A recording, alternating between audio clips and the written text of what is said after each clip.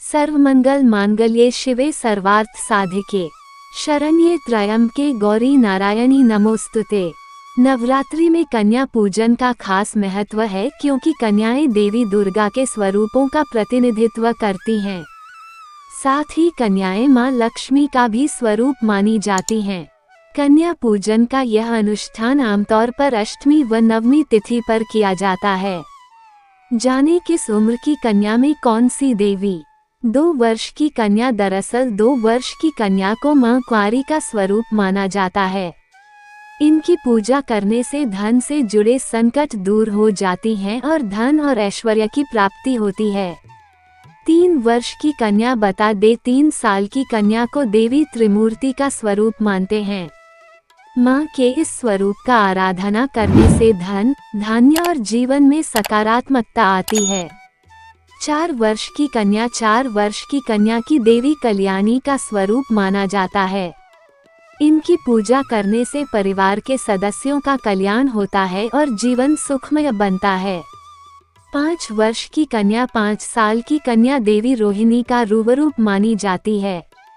मां के इस स्वरूप का पूजा करने से स्वास्थ्य लाभ प्राप्त होता है और परिवार के सदस्य सेहतमंद रहते हैं। 6 वर्ष की कन्या। 6 साल की कन्या का मां कालिका के रूप में पूजा किया जाता है। मां का ये स्वरूप देवी शक्ति और विजय का प्रतीक है और इनकी पूजा करने से शक्ति और विजय की प्राप्ति होती है। 7 वर्ष की कन्या। 7 साल की बालिका को मां चंडिका का रूप समझा जाता है और उनका विधिपूर्वक पूजन करते हैं। दरअसल ये देवी का उग्र स्वरूप है और इनकी पूजा करने से विजय, धन, ऐश्वर्य सब कुछ प्राप्त होता है। 8 वर्ष की कन्या। बता दे 8 साल की कन्या देवी शांभवी का स्वरूप होती है। मां के इस स्वरूप का पूजन करने से कोर्ट कचहरी या वाद विवाद से जुड़े मामलों की सफलता प्राप्त होती है। 9 वर्ष की कन्या। दरअसल 9 वर्ष की कन्या को साक्षात मां दुर्गा का स्वरूप मानकर पूजन किया जाता है। दरअसल इस कन्या का पूजन करने से शत्रु पराजित होते हैं और सफलता प्राप्त होती है। साथ ही पुराने कार्य भी बनते हैं। 10 वर्ष की कन्या। 10 साल की बच्ची को देवी सुभद्रा का स्वरूप माना जाता है। बता दे कि मां की इस स्वरूप का पूजा करने से व्यक्ति की समस्त मनोकामनाओं की पूर्ति होती है और कष्ट दूर होते हैं। प्रिय भक्त गणों, मां की महिमा कथा पूरे श्रद्धा भाव व प्रसन्नचित होकर सुने। कथा। बहुत समय पहले जम्मू कश्मीर के कटरा जिले के पास एक हंसाली गांव में श्रीधर नाम का एक ब्राह्मण रहता था, जो मां दुर्गा का बहुत बड़ा भक्त था और अक्सर उनकी पूजा में लीन रहा करता था। श्रीधर की एक भी संतान नहीं थी, जिसकी वजह से वह काफी दुखी रहा करता था।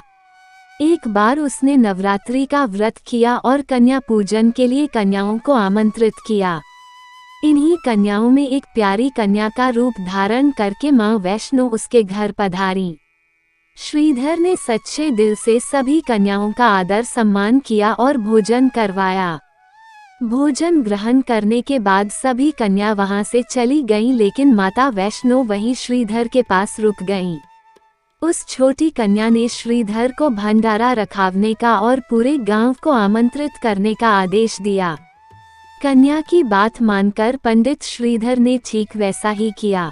श्रीधर द्वारा आयोजित किए गए भंडारे में भैरवनाथ भी आया था।